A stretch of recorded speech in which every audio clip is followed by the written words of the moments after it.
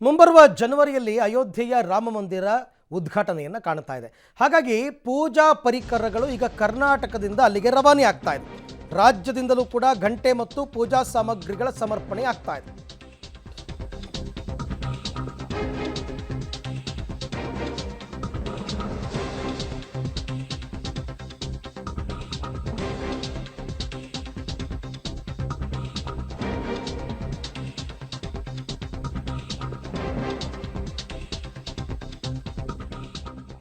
ಜನವರಿಯಲ್ಲಿ ಅಯೋಧ್ಯೆಯ ರಾಮ ಮಂದಿರ ಉದ್ಘಾಟನೆಯಾಗ್ತಾ ಇದೆ.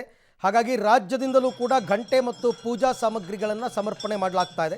ಬೆಂಗಳೂರಿನ ಬನಶಂಕರಿ ರಾಮ ಮಂದಿರಕ್ಕೆ ಘಂಟಾದಾನ ಸಮರ್ಪಣೆಯನ್ನು ಮಾಡಲಾಗಿದೆ. ಅದು ಏನು, 2.5 ಟನ್ ತೂಕದ ಘಂಟೆಗಳು. 2.5 ಟನ್, ಒಂದು ಟನ್ಗೆ 1000 kg ಅಂದರೆ 2500 kg ಟನ್ ಘಂಟೆಗಳು ಮತ್ತು 38 kg ತೂಕದ ಬೆಳ್ಳಿ ವಸ್ತುಗಳನ್ನು ಸಮರ್ಪಣೆ ಮಾಡಲಾಗಿದೆ. ಇದರ ಉಸ್ತುವಾರಿಯನ್ನು ಪೇಜಾವರ ಮಠಾಧೀಶರಾದ ವಿಶ್ವಪ್ರಸನ್ನ ತೀರ್ಥ ಸ್ವಾಮೀಜಿಗಳು ಹೊತ್ತಿದ್ದಾರೆ.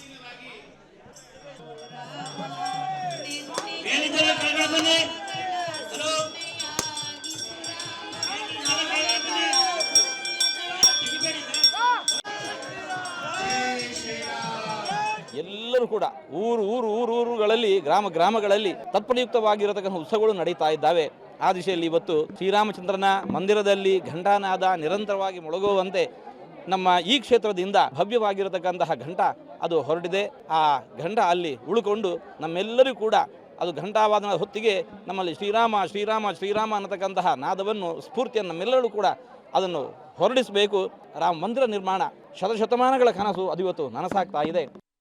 ಅಯೋಧ್ಯಕ್ಕೆ 10 + 20 30 ಗಂಟೆ ಹೋಗ್ತಿದೆ. ದೇವಸ್ಥಾನಕ್ಕೆ ಏನು ಬೇಕೋ ಅವ್ರು ಏನು ನಮಗೆ ಸ್ಥಿಮಿತ ಮಾಡಿದಾರೋ ಅಷ್ಟು ಮಾತ್ರ ಮಾಡಿದ್ದೀವಿ. ಎಲ್ಲ ಚಿಲ್ಲರೆ ಬಲ್ಲರೆ ಎಲ್ಲ ಸೇರಿ ಒಂದು 2.5-2.5 ಟನ್ ಇದೆ.